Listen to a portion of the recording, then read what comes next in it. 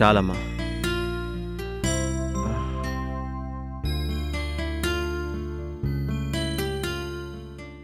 పాపం ఎవరో చేసిన తప్పుకి ఆ కోటి ఇరుక్కుపోయి చాలా కష్టాలు పడ్డాడురా. నీకు తెలుసా?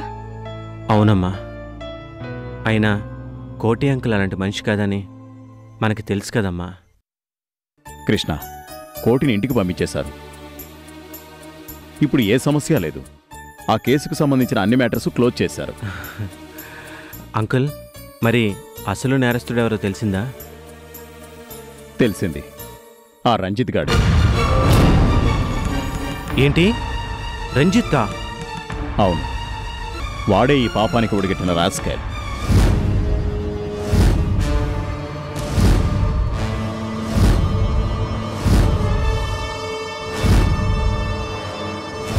ఎంత అన్యాయం! సౌందర్య ప్రేమించే నేరానికి మా కృష్ణని చంపేస్తాడా? అనుకున్నది జరగడానికి ఎంత నీచానికైనా దిగజారేవాడే ఆ అప్పలనాయుడు. ఆ అప్పలనాయుడు వల్ల భవిష్యత్తులో మళ్ళీ మా కృష్ణకు ఏ ఆపద రాదు కదా? ఇంకే ఇబ్బంది రాదమ్మా. ఈ విషయంలో మీరు నిశ్చింతగా హ్యాపీగా ఉండొచ్చు. డాక్టర్ దగ్గరికి వెళ్ళి కొత్త మందులు ఏమైనా రాసిస్తారేమో కనుక్కొని వస్తాను. Okay uncle.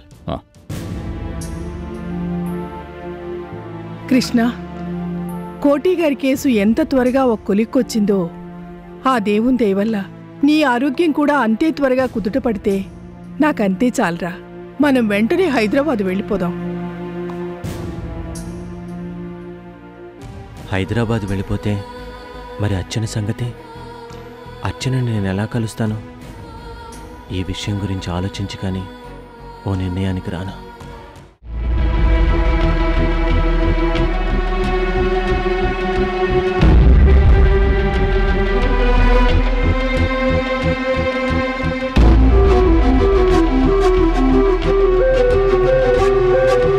సౌందర్య, ఏమైందమ్మా? మమ్మీ, నా మోహన్ చూస్తే మోసం చేయాలనిపిస్తుందా? అదేంటమ్మా అలా అంటున్నావు? ఆఖరికి ఆ అప్పలనాయుడు కూడా నాతో అబద్ధం చెప్పాడు కదా మమ్మీ. రాస్కెల్ కృష్ణతో నా పెళ్లి జరిపిస్తానని చెప్పి కృష్ణనే చంపాలని చూశాడంటే వాణ్ణి ఏమనుకోవాలి? వాడంత దుర్మార్గుడని తెలిసిన తర్వాత నా పై ప్రాణాలు పైకే పోయినాయమ్మా. ఆ రంజిత్ ప్రవర్తన వల్ల 2-3 సార్లు డౌట్ పడ్డానమ్మా. అనుమానించి ఊరుకున్నానే కానీ అక్కడే వాళ్ళ గుణం పసికడితే కథ ఇంత దూరం వచ్చేదే కాదు. కృష్ణని ఎవడు పొడిచేవాడు కాదు. ఏం చేస్తావమ్మా, నుదుటి రాత అలా రాసిపెట్టుంటే అలాగే జరుగుతుంది. అన్నీ నుదుటి రాతల వల్లే జరగవు. కొన్ని మన చేతల వల్ల కూడా జరుగుతాయి. సమస్యలు ఎదురవుతాయి. ఆ విషయం అర్థం చేసుకుంటే మంచిది. ఇంత జరిగి ఇన్ని టెన్షన్స్ నుంచి బయటపడిన తర్వాత ఇంకా చచ్చినా ఎవరిని నమ్మలేండి. నేను చెప్పేది ఎవరిని నమ్మకూడదని కాదు, ఎవరిని నమ్మాలో ఎవరిని నమ్మకూడదో తెలుసుకునే విజ్ఞత పెంచుకోమంటున్నాను. ఓ ఆడపిల్ల వెనక ముందు ఆలోచించకుండా తనకు తోచింది అన్నట్టు ఇల్లొదిలి వెళ్ళిపోతే ఎన్ని అనర్థాలకు దారితీస్తాయో అర్థమైందా? ఆ అనుభవం నేర్పిన పాఠాల్ని గుర్తుంచుకోమంటున్నాను. ముఖ్యంగా మొండితనం, మూర్ఖత్వం వదిలితే మంచిది. ఏది మంచో అలాగే నేర్చుకుంటుందిలేండి, మనమేం చెప్పక్కర్లేదు. తండ్రిని కదా, ఊరుకోలేక చెప్పాను.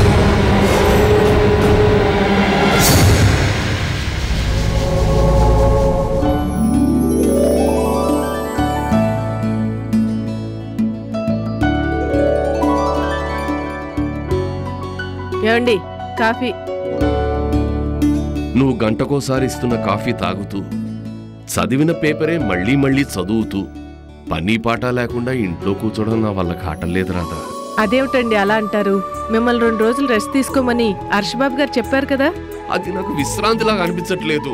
కాళ్ళు చేతులు కట్టేసినట్టు అనిపిస్తోంది. అంటే అంకుల్ మంచి పని రాక్షసుడు అనమాట. ఇలాంటి వాళ్లే పనిలేని రోజుని శాపంగా ఫీల్ అవుతుంటారు. అంకుల్, మీ పేరుని అర్చన చేయించాను. ఇదిగో ప్రసాదం. చాలా సంతోషం బాబు. మా కోసం నువ్వు చాలా శ్రమ తీసుకుంటున్నావు. చాలా థ్యాంక్స్ బాబు. మీ ఆంటీ చెప్పింది ఏ సహాయం కావాలన్నా చేస్తానంటూ రోజు వచ్చి అడిగేవాడివట కదా. అడగడమే మిగిలింది. ఏ రోజు ఏ రకమైన సాయం ఈ ఇంట్లో నన్ను ఎవరూ అడగలేదండి. ఆ మాత్రం దానికి నాకు థ్యాంక్స్ ఎందుకు?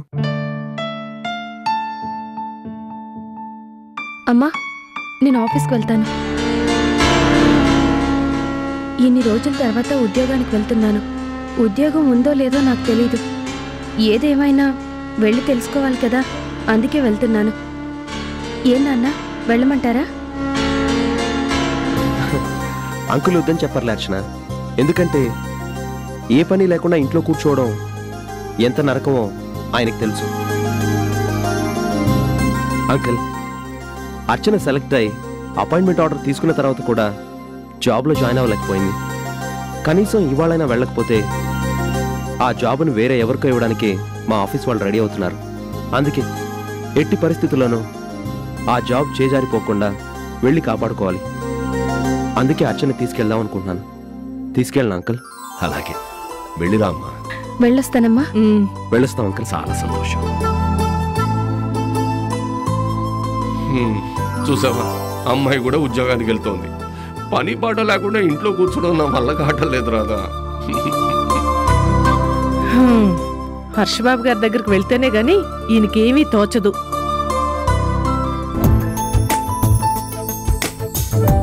హాయ్ చంద్రిక. హాయ్. జీఎం గారు ఉన్నారా? ఉన్నారు, కానీ చాలా హీట్ మీద ఉన్నారు. మా రవిగడు చల్లార్చడానికి ఏమీ ట్రై చేయలేదా? ఆ ప్రయత్నంలోనే ఉన్నాడు. కాళ్ళు పట్టుకుంటున్నాడో చేతులు పట్టుకుంటున్నాడో తెలియట్లేదు, కానీ మొత్తం మీద అరగంట నుంచి లోపలే ఉన్నాడు. పోనీలే రాజేష్ గారు, మీరేం టెన్షన్ పడకండి, వదిలేయండి. అపాయింట్మెంట్ ఆర్డర్ తీసుకుని కూడా ఉద్యోగానికి రాకపోవడం నాదే తప్పు. వాళ్ళు మాత్రం ఎన్నాళ్ళని వెయిట్ చేస్తారు? అయినా ప్రతి కంపెనీకి కొన్ని రూల్స్ అంటూ ఉంటాయి. వాళ్ళు అదే రూల్స్ ఫాలో అయ్యారు. ప్రయోజనం లేనప్పుడు బతిమాలు కూడా వేస్ట్. మీరు కాసేపు సైలెంట్గా ఉంటారా? నేను ఏదో రకంగా ట్రై చేస్తాను కదా. అర్చన గారు, రాజేష్ గురించి మీకు తెలీదండి. ఏదైనా సాధించే వరకు నిద్రపోడు. ఒరే రాజేష్, జిఎం ఒప్పుకోవడం లేదురా. అర్చన ప్లేస్లో మరో కొత్త అమ్మాయిని అపాయింట్ చేయాలంటున్నారు. రే రవి, నేను ఒకసారి జిఎంని కలుస్తాను రా. నువ్వు జిఎంని కలుస్తావా? నీ మీద చాలా కోపంగా ఉన్నారా? ఉండనిరా.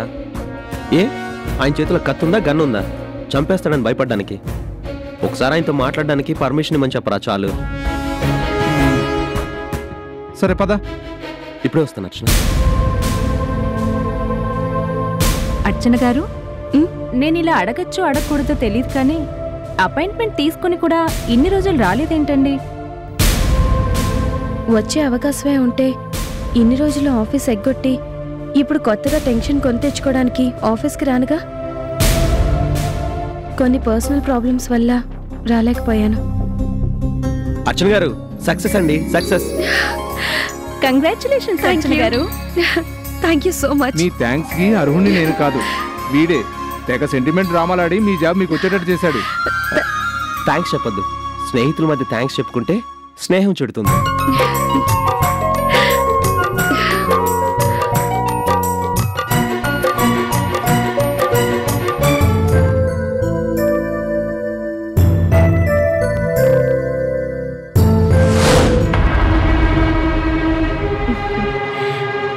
ఎలా ఉంది కృష్ణ?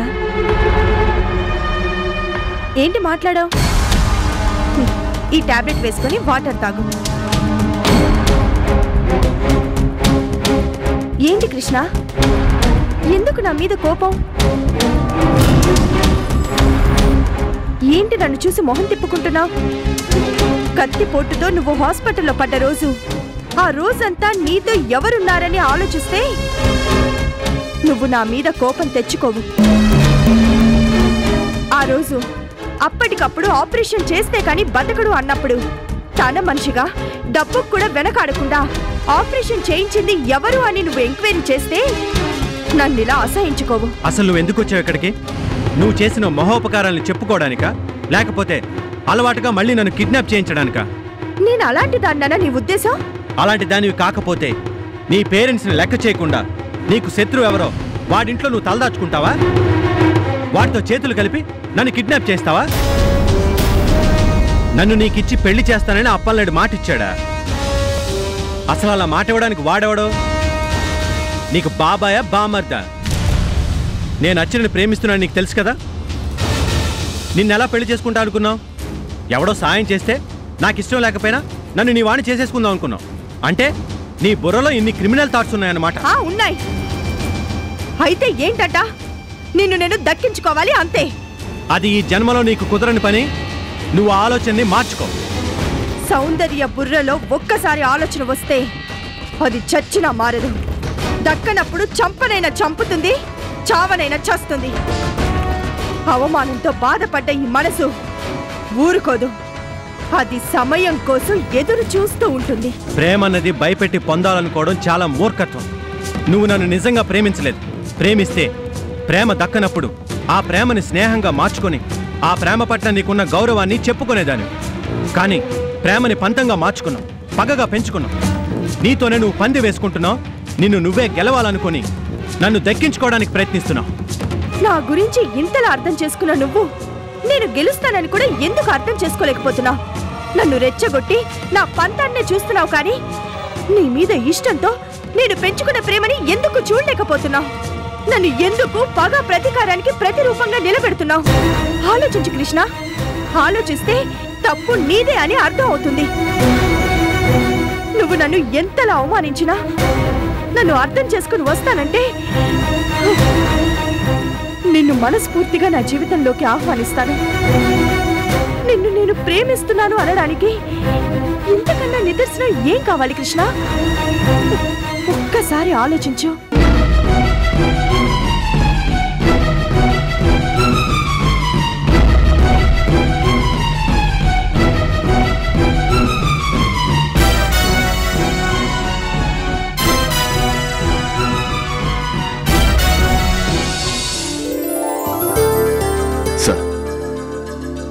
మీకు కావాల్సిన ఇన్ఫర్మేషన్ ఏమైనా ఉంటే ఇందులోంచి నోట్ చేసుకోండి. అలాగే సార్.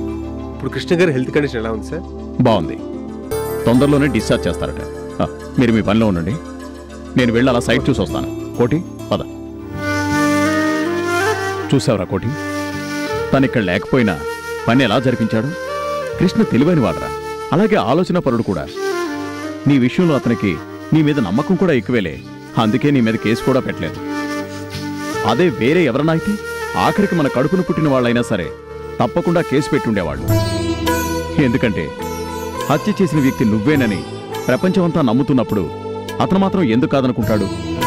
కానీ కృష్ణ నువ్వు కాదని అనుకున్నాడు. కళ్లతో చూసినవన్నీ నిజాలు కావని మెచ్యూర్డ్గా ఆలోచించాడు. నువ్వింత ఈజీగా బయటకు వచ్చావంటే అదేదో నేనో మరెవరో చేసిన ప్రయత్నం కాదు. కృష్ణ నీ మీద కేసు పెట్టకపోబట్టే నువ్వింత తేలిగ్గా బయటపడగలిగావు. నిజంగా నువ్వు కృష్ణకి రుణపడ్డావురా. మళ్ళీ నీ మామూలు జీవితం నీకు రావడానికి కారణం కేవలం కృష్ణేరా.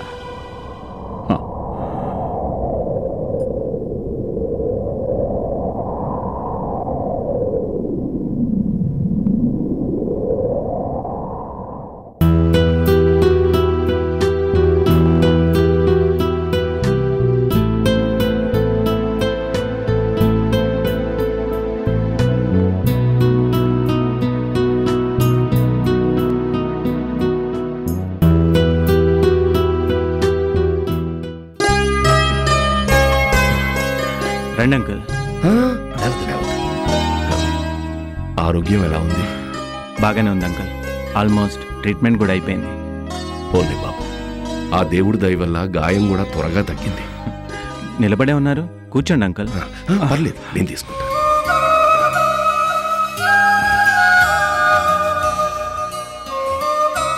నిన్ను చూడాలనే కాదు బాబు, నీకు థ్యాంక్స్ చెప్పాలని వచ్చాను. అవును కృష్ణ, పోలీసులు నీ దగ్గరికి సాక్ష్యం కోసం ఎన్నిసార్లు వచ్చినా నువ్వు నా పేరు చెప్పలేదు. అందుకే నీకు థ్యాంక్స్ చెప్పాలని వచ్చాను. ఇదేమి మీరు థ్యాంక్స్ చెప్పేంత గొప్ప విషయం కాదంకల్. అది ఎంత గొప్ప విషయమో నాకు తెలుసు కృష్ణ. నేనింత త్వరగా బయటికి రావడానికి కారణం నువ్వు నా మీద కేసు పెట్టకపోవడమే. ఫోటోలన్నీ నేనే హంతకుడిగా రుజువు చేస్తున్నా ఆ ఫోటోలన్నీ కాదని నా మీద నువ్వు కేసు పెట్టలేదు. నన్ను కాపాడాలని ఎందుకు చూశావు? అచ్చనికి తండ్రి ప్రేమ దూరం కాకూడదని నేను మీ విషయంలో నోరిప్పలేదు అంకుల్.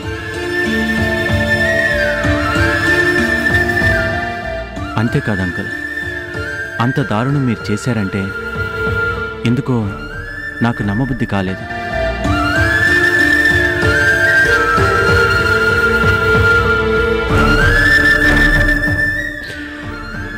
ఎందుకు కృష్ణ? నా మీద నీకు అంత నమ్మకం? ఏ పువ్వు ఆ చెట్టుకే పూస్తుంది, ఏ కాయ ఆ చెట్టుకే కాస్తుంది. అర్చన ఎలాంటి వ్యక్తో నాకు తెలుసు అంకుల్. మరి ఆమెను పెంచిన మీరెలాంటి వారో ఆ మాత్రం అంచనా వేయలేనా? ఆ అంచనాలతో మిమ్మల్ని ఆ మాత్రం నమ్మలేనా?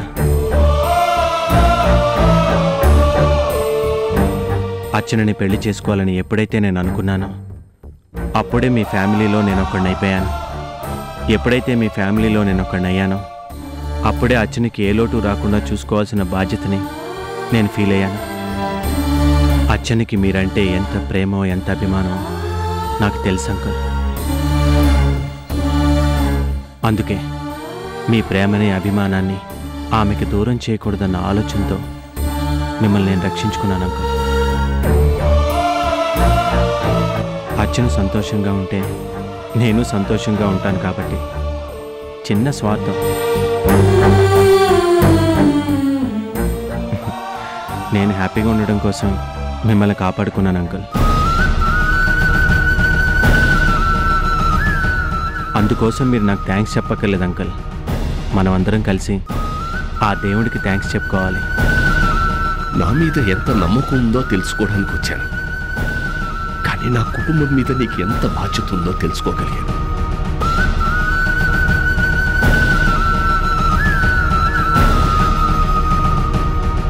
సంతోషం.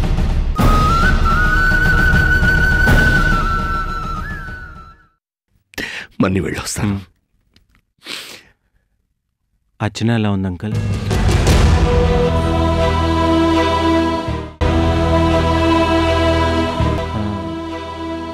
అడగకూడదని తెలిసినా అడగకుండా ఉండలేకపోతున్నాను అంకుల్.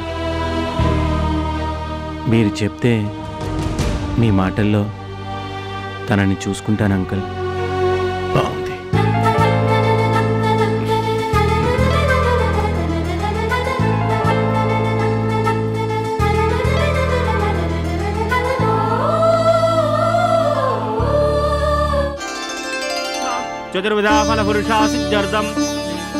నీ దయ వల్ల నా భర్త సమస్యల్లోంచి బయటకు వచ్చారు. నీ ఆశీస్సులు ఇలాగే మా మీద ఉండని తల్లి.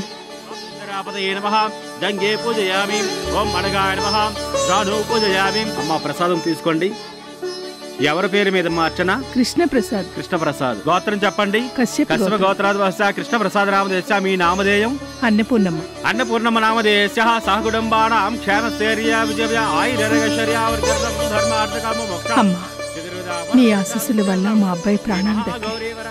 వాడు త్వరగా కోలుకునేటట్టు చూడు తల్లి. నమస్కారం అమ్మా, బాగున్నారా? బాగున్నాను రాదమ్మా, నువ్వెలా ఉన్నావు? బాగున్నానమ్మా.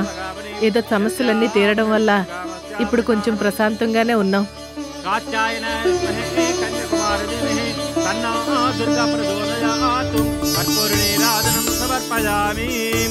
తీసుకోండమ్మా, హారతి తీసుకోండమ్మా.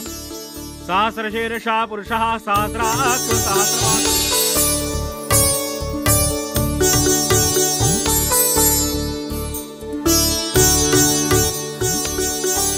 అమ్మా, కృష్ణబాబుకి ఇప్పుడు ఎలా ఉందండి? ఆ దేవుని దయ వల్ల ఇప్పుడు బాగానే ఉంది. కాకపోతే ఇంకొన్నాళ్ళు ట్రీట్మెంట్ తీసుకుంటే కానీ డిశ్చార్జ్ చేయరట. ఫోన్లేండమ్మా, త్వరగా కోలుకున్నాడు, అంతే చాలు. రాదమ్మా, నన్ను క్షమించమని కోటికి చెప్పు. అదేంటి అన్నపూర్ణమ్మ గారు, మీరేం చేశారు? మొదట్లో మా అబ్బాయిని నీ భర్తే పొడిచాడని అనుమానపడ్డాను. కానీ తర్వాత తెలిసింది ఎవరో చేసిన నేరాన్ని నీ భర్తపై నెట్టారని. అది తెలిసి చాలా బాధపడ్డాను రాదమ్మా. అందుకే క్షమించమని అడుగుతున్నాను. దానికే ఉందండి, పోలీసుల చేతిలో ఫోటోలు చూసి అందరూ అలాగే అనుకున్నారు. కానీ మా అబ్బాయి కృష్ణ మాత్రం అలా అనుకోలేదు రాదమ్మా. వాడు తన్ను పొడిచింది కోటి అని నమ్మలేదు. తన కోటి అంటే అంత గౌరవం ఉంది. పోనీలేండమ్మా, మన మధ్య బంధుత్వాలు కలవకపోయినా ఒకరినొకరు అర్థం చేసుకునే అభిప్రాయాలైనా కలిశాయి. నాకంతే చాలు. బంధుత్వం మాత్రం ఎందుకు కలవకూడదు రాదమ్మా? కృష్ణ ఇప్పటికీ మీ అర్చన్ని మర్చిపోలేకపోతున్నాడు తెలుసా? కృష్ణ అర్చన జ్ఞాపకాల్లోనే ఉన్నా జరిగే లాభం ఏంటి చెప్పండి? ఇక వాళ్ళు పెళ్లి జరిగే అవకాశం లేదు కదా. జరగదని ఎందుకు అనుకుంటున్నావు రాదా? జరిగిన విషయాలను చూస్తే పెళ్లి జరుగుతుందని ఎవరు మాత్రం అనుకుంటారమ్మా? నీకు తెలియదు రాదా, మొదట్లో నేను కూడా నీలాగే ఆలోచించేదాన్ని.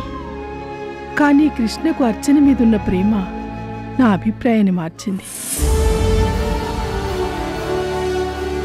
సౌందర్య తొందరపాటుతనం వల్ల నిశ్చితార్థం ఆగింది, కానీ మా ఇంట్లో మనుషులకి మీ కుటుంబం మీద ఉన్న మంచి అభిప్రాయం కొంచెం కూడా తగ్గలేదు. కృష్ణ అర్చనల పెళ్లి జరిగితే బావుండును అని నాకు అనిపిస్తుందమ్మా. కానీ నేను అనుకోవడం వల్ల లాభం లేదు కదా. వాళ్ళు పెళ్లి జరగాలి అంటే కృష్ణ నాన్నగారు ఒప్పుకోవాలి, అర్చన వాళ్ళ నాన్నగారు కూడా ఒప్పుకోవాలి. అప్పుడు కదా వాళ్ళు పెళ్లి జరిగేది. పోనీ వాళ్ళిద్దరూ ఒప్పుకునేటట్లు మనిద్దరం ప్రయత్నిస్తే? మనమా? ఏ, మన పిల్లల కోసం మనం ఆ మాత్రం ప్రయత్నించలేమా? అది అవుతుందనుకుని ప్రయత్నించరాదమ్మా. మనసారా ప్రేమించుకున్న మన పిల్లల్ని పెళ్లితో ఒకటి చేద్దాం. ఏమంటావు? తప్పకుండానమ్మా.